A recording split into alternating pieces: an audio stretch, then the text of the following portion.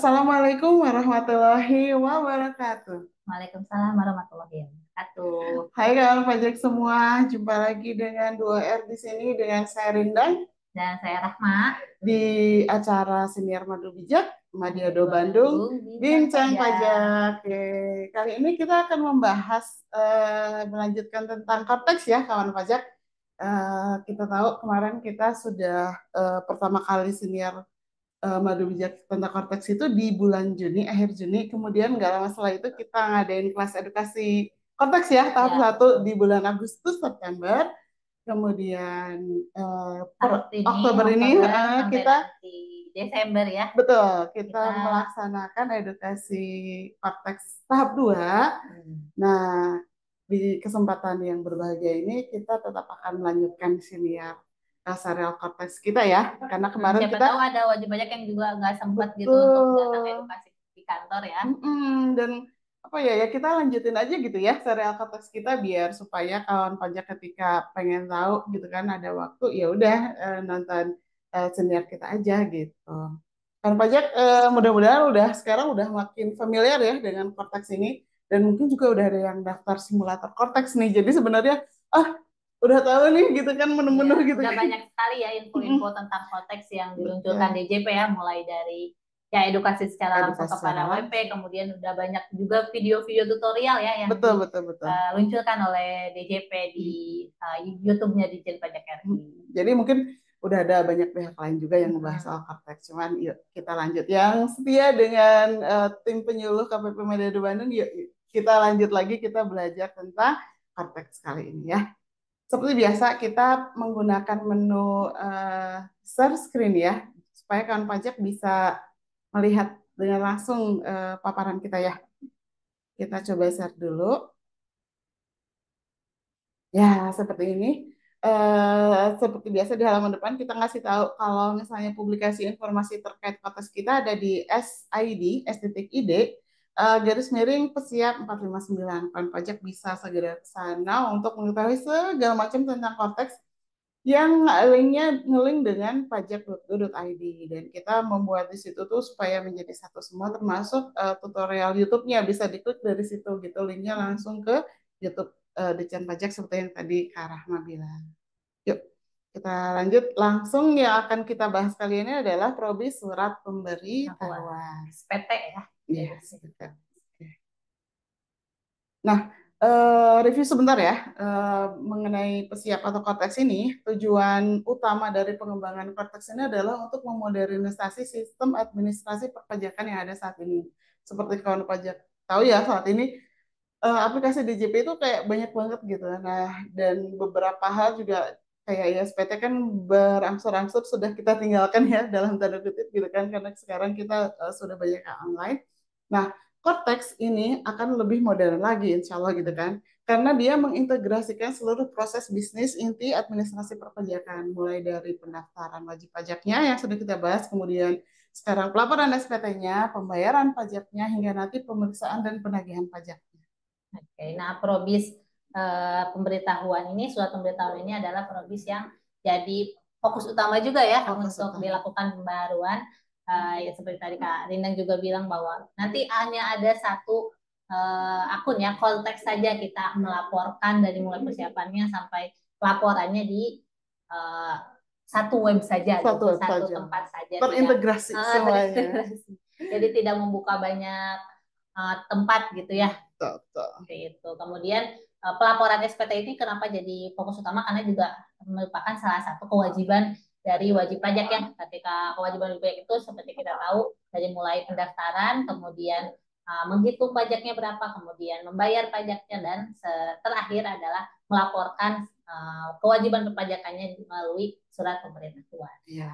Betul. Nah, Probis SPT yang akan kita sampaikan ini dalam PPT ini ya dapat berubah ya sesuai dengan perkembangan ketentuan perpajakan terbaru dan sistem proses pengembangan sistem. Jadi konteks yang akan kita spill nanti dikit, kita akan spill dikit gitu kan. Nah, itu juga ada kemungkinan nanti berubah entah bentuknya atau entah penempatan menunya dan lain-lainnya. Cuman kita akan coba share ya tentang Probis SPT ini. di mana Probis Surat Pemberitahuan ini adalah serangkaian kegiatan administrasi perpajakan mengenai surat pemberitahuan yang disampaikan oleh wajib pajak. Nah, tujuan dari Probis Surat Pemberitahuan ini adalah untuk meningkatkan efisiensi tentunya ya. Efisiensi wajib pajak dalam menyampaikan SPT, kemudian wajib pajak juga jadi lebih mudah tentunya. Betul. Ini yang kita harapkan ya. Jadi wajib pajak lebih mudah dalam memenuhi kewajibannya sehingga ya tentu saja karena lebih mudah lebih banyak juga yang patuh ya Betul, itu pajaknya. yang kita harapkan ya. Jadi sebelumnya kan mungkin kenapa sih nggak lapor gitu kan? Ya ribet gitu Ribet kan. gitu kan. Nah kan sekarang kalau misalnya insya Allah dengan lebih mudahnya itu jadi ya oh ya udahlah kita lapor aja gitu. Jadi gampang kok lapor pajak gitu. Jadi lebih patuh dalam pelaporannya. Nah, untuk tahap pelaporan SPT tahunan ini kita bagi dua ya, kawan pajak. Yang pertama adalah tahap persiapan, yaitu proses menyiapkan dokumen-dokumen, kemudian perhitungan-perhitungan. Nah, semua ini yang merupakan bagian dari dokumen yang dipersyaratkan dalam penyampaian SPT. Seperti itu. Kemudian nanti ada tahap penyampaian. Iya, nah penyampaian ini adalah proses yang dilakukan wajib pajak untuk melaporkan semua perhitungannya ya, Yang perhitungan tadi gitu kemudian ya, yang tadi diucapkan. perhitungan pajaknya berapa, kemudian pembayaran pajaknya, objek pajak maupun bukan objek karena harus dilaporkan semua ya Betul, secara betul. lengkap. Kemudian harta maupun kewajibannya sesuai dengan ketentuan peraturan perundang-undangan. Nah, untuk proses persiapan yang tadi disebutkan itu kan nanti contohnya itu adalah faktur pajak gitu kan, itu mengenai faktur pajak masukan, faktur pajak keluaran, itu untuk PPN gitu kan. Kemudian ada bukti pemotongan pajak, nah ini untuk PPh dan laporan keuangan atau rekapitulasi peredaran bruto. Ini biasanya untuk SPT tahunan. Gitu. Lalu setelah jadi kan setelah persiapan Disiapkan tadi dokumen ya tadi. disampaikan ya SPT-nya jadi nanti dari tahap persiapan ini akan langsung masuk ke surat pemberitahuannya ya. Pemberitahuan ini wajib pajak bisa menyampaikan secara elektronik ya di situs portal nanti di konteks atau melalui penyedia jasa aplikasi perpajakan.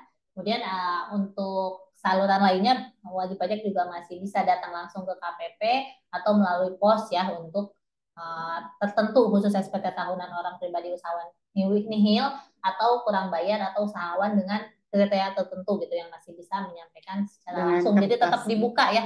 Jadi Betul, tidak betul. tidak Tidak full semuanya elektronik juga otomatis ya. elektronik Masih gitu. dibuka Jadi ruang masih bisa untuk yang SPT kertas. kertas gitu. Betul. Mungkin memang sedikit gitu persentasenya Sedikit. sedikit. Dan makanya kan itu hanya untuk yang tertentu gitu kan. Ya. Makanya ada syarat-syaratnya. Dan otomatis sih kalau kawan pajak selama ini sudah lapor, sudah pernah lapor Ya. elektronik atau online melalui akun DJP online, Ya. nggak bisa tuh lewat kertas lagi. Ya.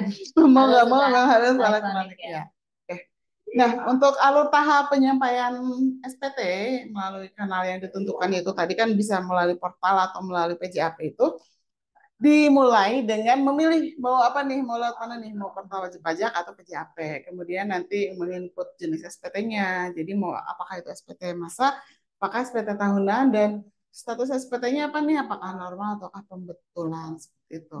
Nah, next setelah menginput jenisnya gitu kan, kita buat nih SPT-nya, mengisi isiannya. Kemudian apabila memang ada data-data sebelumnya tadi di tahap persiapan, itu akan prepopulasi, masuk, betul. Ya. Itu akan ada di isiannya di form SPT-nya.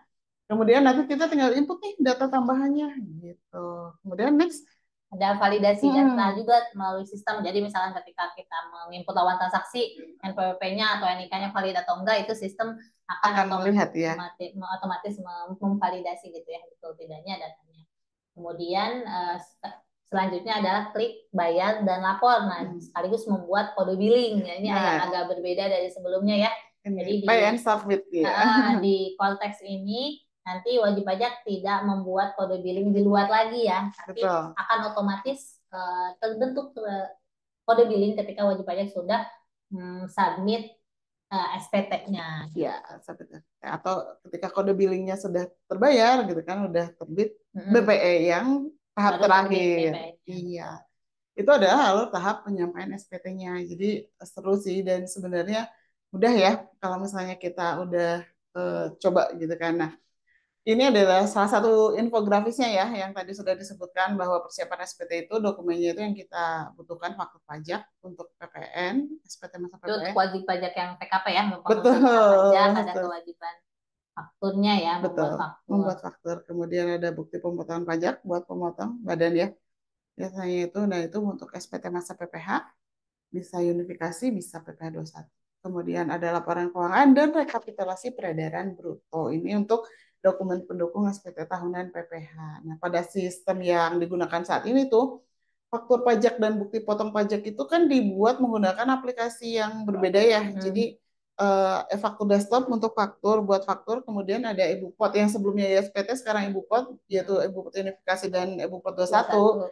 Tapi ya itu masih terpisah gitu kan. Kemudian laporan keuangan juga ketika SPT tahunan itu juga masih yang PDF gitu kan diupload. Nah, nanti nanti di Cortex bentar lagi itu akan jadi satu semuanya. Jadi di sistem yang baru itu faktur pajak dan bukti pajak itu semuanya di satu aplikasi. Jadi beda menu aja. Kemudian nomor seri faktur pajak dan nomor bukti potong itu diberikan secara otomatis oleh sistem.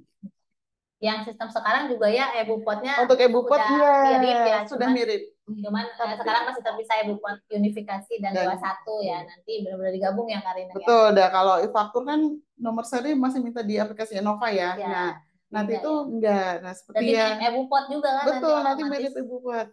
Terkreat sama sistem gitu ya nomornya. Iya, seperti yang bisa dilihat di layar. Ya, bisa dilihat di layar di sebelah kanan ya. Di sini menu Cortex kita ya. Kita Nanti spill. ada My Portal, kemudian nah itu e-tax invoice itu untuk membuat faktur. Kemudian di sampingnya itu ada e-bupot.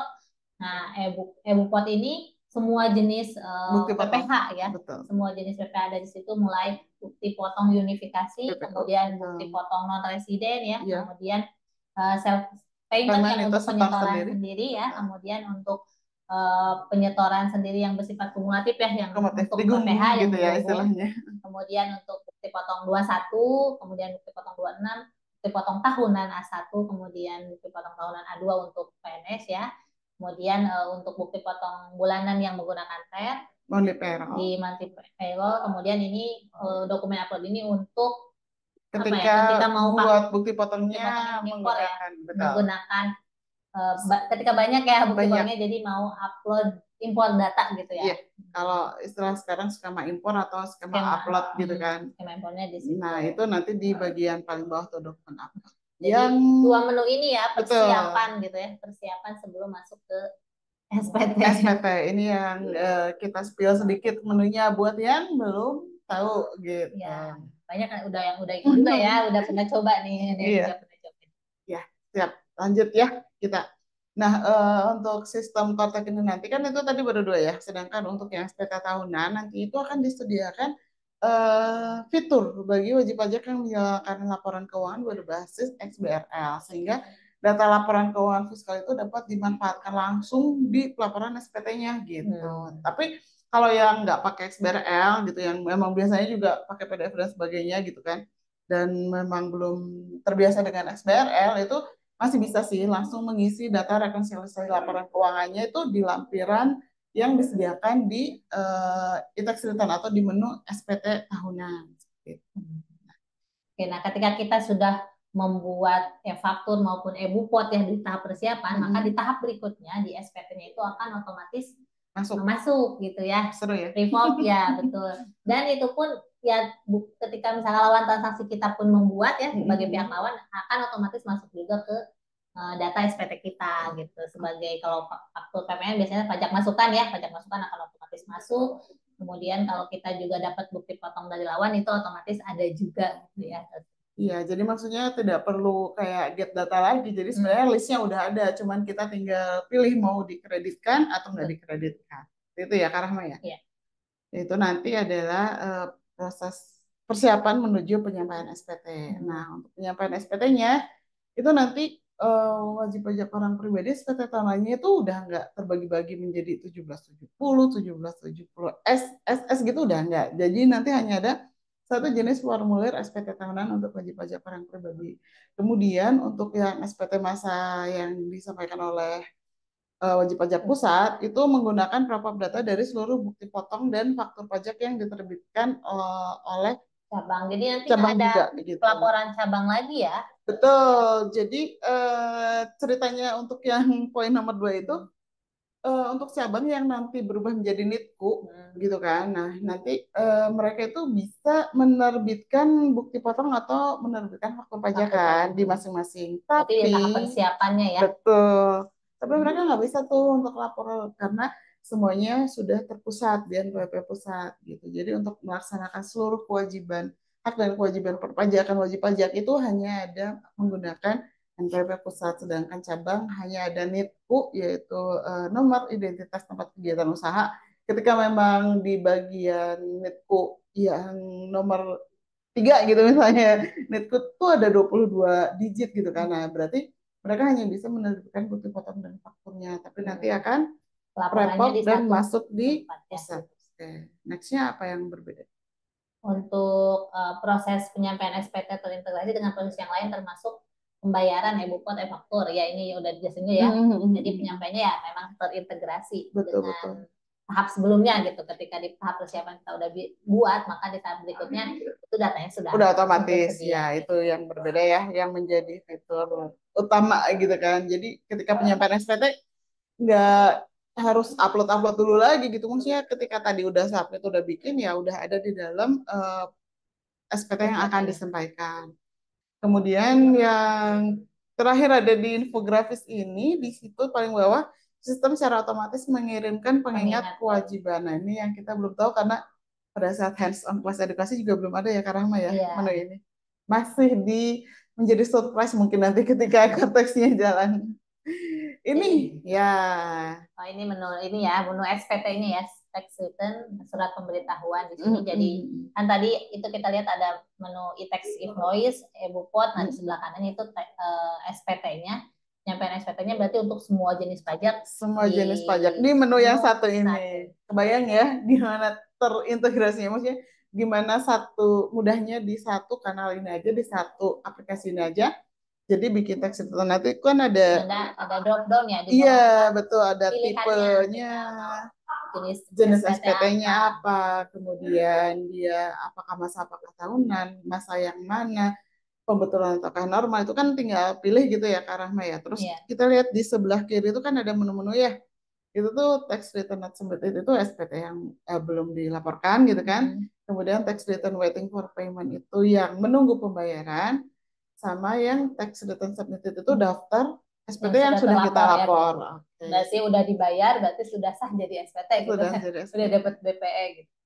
Nah, ini ada spill menu ya, spill menu bagi yang belum pernah seperti ini gitu. Jadi seru sih semuanya jadi satu di satu aplikasi ini aja, yaitu Cortex.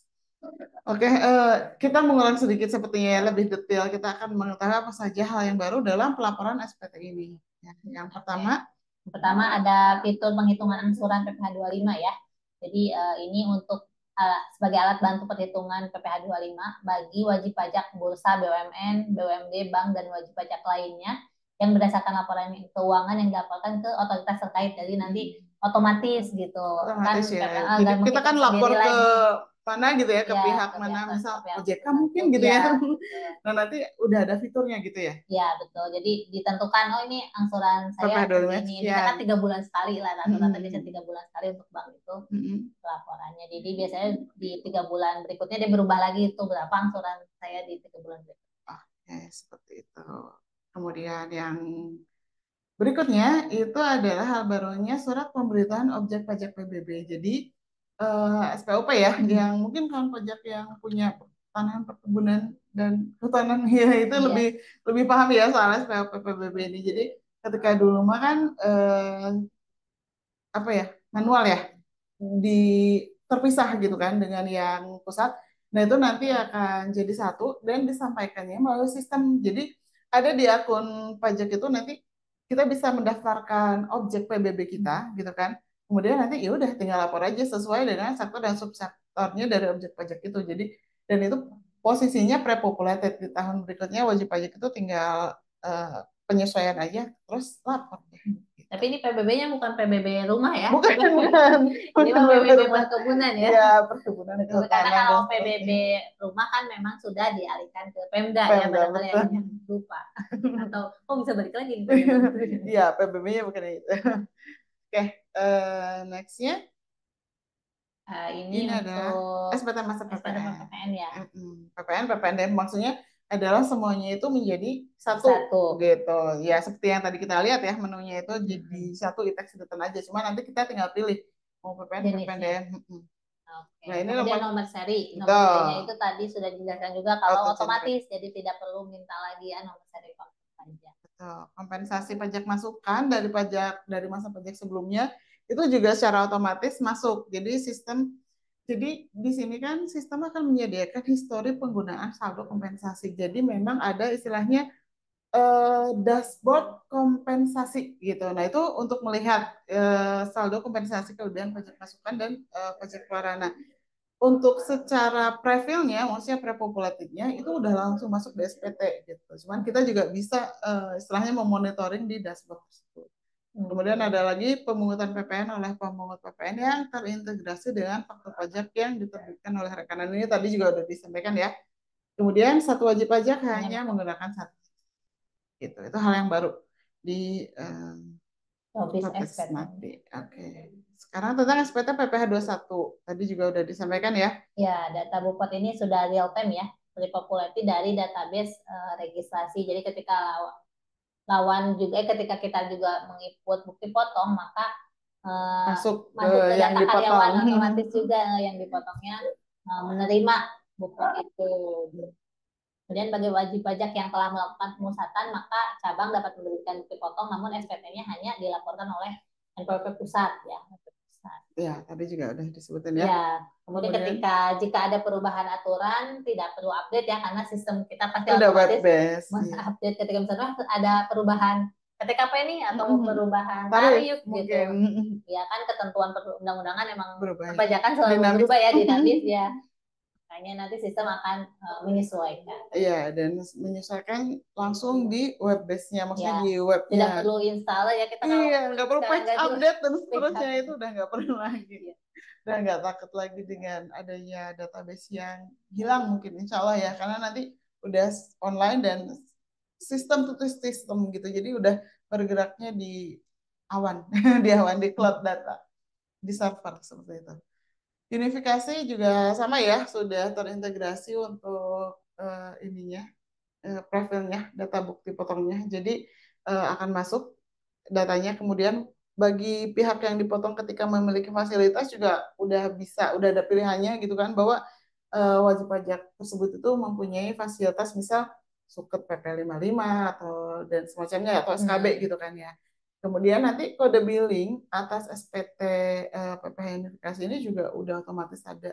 Maksudnya kalau misalnya yang sudah kelas edukasi atau yang mungkin sudah baca atau nonton video tutorial gitu kan, pay and submit itu kan udah langsung. Jadi semua angkanya kan identifikasi itu beberapa Jenis pajak jenis pajak, tapi nanti jadi satu billingnya itu ya. udah langsung jadi satu aja gitu, udah jadi. Kemudian pihak yang dipotong akan memperoleh notifikasi nih apabila pemotong atau pemungut pajak itu melakukan perubahan atau pembatalan bukti potong. Ini yang enak dan istilahnya nggak ada nih di yang sekarang gitu. Real time ya, jadi Real ketika time, betul. Tiba-tiba diubah, kelihatan diubah gitu. Yang kemarin, iya Batalkan. kemarin tuh kan ada ketika kelas edukasi itu ada yang pakai nick saya tuh. Jadi itu pun oh udah langsung masuk ketika dia submit gitu, dan itu tuh kerasa banget yang sekarang masih fiturnya itu masih harus masuk ke pralapor, kita harus ngecek apa segala macam, itu enggak. Jadi di kita itu udah langsung di Cortex itu udah langsung muncul aja gitu keseluruhannya. Kita cuma tinggal lihat, maaf bukan tinggal muncul, dia itu ada notif. Jadi ketika saya buka notif dokumen itu tuh Ada kelihatan, sesuatu, ada seorang iya yang bikin support gitu kan. ada Anda mendapatkan bukti potong dari ini. Nah itu jadi enak banget sih sekarang yang Cortex itu. Bukan sekarang sih, nanti ya, sekarang baru simulasi. Itu yang seru, bukti potong. Kemudian apa nih hal baru di tahunan Di badan? SPT tahunan badan ini kita ngisi SPT-nya itu mulai dari induk. Cara Jadi pengisian ya. kalau misalnya ini agak berbeda dari yang sekarang berlaku. Kan biasanya kita kalau mengisi SPT tahunan itu dari belakang, lampiran dulu ya. Lampiran dulu baru ke depan. Nah, kalau di konteks nanti kita menjawab dulu pertanyaan-pertanyaan yang apakah misalkan kita wajib pajak UMKM atau bukan gitu, nanti apakah kita punya fasilitas PPH tertentu atau tidak. Nah, itu akan mempengaruhi lampiran yang akan kita isi. Jadi kita nggak ngisi semua lampiran. Kalau misalkan Betul, betul. kebanyakan no, no, no, no. Jadi kita hanya mengisi yang terkait dengan kita. Betul, betul, betul. Itu serunya di konteks ini ya. Jadi Iya. tergantung jawaban kita di depan dan istilahnya jadi tergantung karakteristik dari perusahaan kita Perusahaannya, gitu. ya. Badan kita tuh Kondisi perusahaan kita ya kondisinya kayak tuh gimana seperti gitu apa ya. gitu. Jadi ya itu nanti muncul lampiran satu, dua, tiga dan bisa jadi saya misalnya ada 4 lampiran, Kak Rahma bisa punya badan itu sampai 10 Ya, lampiran itu bisa jadi karena ya, emang jenisnya lampirannya itu banyak gitu sesuai dengan pertanyaan yang memang ada banyak di SPT induknya gitu ya. iya. Kemudian untuk laporan laba rugi itu juga udah ada tuh lampirannya, jadi ada formatnya gitu di lampiran. Bisa juga dengan yang tadi ya di awal udah disampaikan tentang SBRL. Cuman ya itu di laporan laba rugi itu ada tersedia di lampiran. Ada sampai 12 sektor 12 usaha. ya Tuh. disediakan 12 sektor usaha ya yang sudah disediakan di konteks Jenisnya. gitu ya jenisnya. Mungkin Jadi nanti nanti kalau ketika ada sektor baru paling ditambahkan ya. bisa jadi Bisa seperti jadi. itu. Jadi nanti ketika laporan laba ruginya, oh kok beda dengan yang satu dan yang lainnya beda, Nah, karena beda emang sektor gitu. beda sektor. Jadi nggak usah, loh kok gitu. Ya, betul. Seru sih nanti. Oke, endingnya Oke, adalah selanjutnya seluruh bukti potong yang diterbitkan lawan akan otomatis terpopulated dalam prepopulated ke ke dalam dalam SPT. tahunan SPT tahunan Ini pajak. contohnya tuh PV23 gitu ya. Ya, P23 kan masuk ke lampiran 3 ya. Sekarang kan Yang banyak wajib sekarang pajak lampiran yang 3. suka kesulitan itu saya belum dapat bukti potong dari lawan gitu padahal udah dipotong Iya, gitu. terus harus nulis Harus ngupload dan sebagainya. ya kalau nanti kalau lawan sudah buat bukti potong maka otomatis akan ada di SPT tahunnya udah langsung tersedia Angkanya. angkanya nomornya. Karena untuk daftarnya kita belum lihat ya di yang contoh yang kemarin itu kita belum lihat, cuman kita lihat angka bahwa angkanya udah ada nih kredit pajak dari ini gitu ya, untuk mengurangi perhitungan PPh. Untuk yang OP tadi sudah disebutkan juga ya, nanti hanya ada satu jenis formulir, terus bukti potong juga udah langsung masuk. Nah ini tersedia menu pencatatan yang dapat digunakan oleh wajib pajak UMKM. Jadi ada tuh di menu konteks terus sih. Terus ada juga ketentuan mengenai wajib pajak orang pribadi yang memenuhi syarat tertentu Tidak perlu tidak menyampaikan perlu menyampaikan SPT tahunan. tapi kita menunggu Kita aturannya nggak ya. aturannya. Kalau yang sekarang yang nggak wajib itu yang statusnya NE gitu Iya, ya. ketika statusnya non aktif dia tidak wajib ya. Kalau Oke, yang nanti kita lihat. seperti apa kita tunggu peraturannya muncul atau terbit gitu ya. PMK tentang konteks dan lain-lainnya. Nah, oke, ini ending ya untuk membantu wajib pajak agar tidak melewatkan kewajiban penyampaian SPT-nya, sistem akan secara otomatis mengirimkan pengingat pada tanggal-tanggal tertentu sebelum jatuh tempo pelaporan SPT. Jadi secara sistem itu akan terlihat bahwa misalnya belum ada BPE atau belum ada pelaporan di udah mepet nih tanggalnya. Nah, nanti akan ada remind. Kalau nggak salah di kemungkinan ya, bukan kalau nggak salah, kemungkinan besar di menu lonceng. Kalau di atas itu kan tadi kita sempat lihat ya di menu itu ada menu lonceng. Nah, itu kemungkinan di icon itu akan muncul tanda pengingat. Makanya itu yang harus sering bolak-balik dilihat, dibaca dan apa yang menjadi lonceng itu maksudnya Ya, ada info apa info sih apa ya? gitu kan, ada notifikasi apa sih gitu. Link dicek ya loncengnya ya. Setelah Oke. Anda mengisi dan melengkapi formulir SPT, kemudian ternyata nih misal kurang bayar, otomatis akan ada kode billing dari sistem untuk melakukan pembayaran melalui menu yang juga tersedia pada sistem Jadi Korte. kode billingnya sekali lagi terlihat langsung ya ketika kita sudah selesai buat SPT langsung terlihat kode billing. Nah ini yang lebih lengkapnya akan dibahas pada senior berikutnya tentang proses bisnis pembayaran. Kita belum kasih tahu sekarang. Kita belum kasih tahu Nanti di sekarang. probit pembayaran lebih detail ya tentang kode billing ini ya. Betul, betul. Jadi ini berakhir di sini untuk pelaporan SPT SPT. tahunan nih, Kak Rahma. Ada Oke. yang mau direview? Intinya berarti untuk pelaporan SPT tahunan itu tadi ada persiapan, Betul.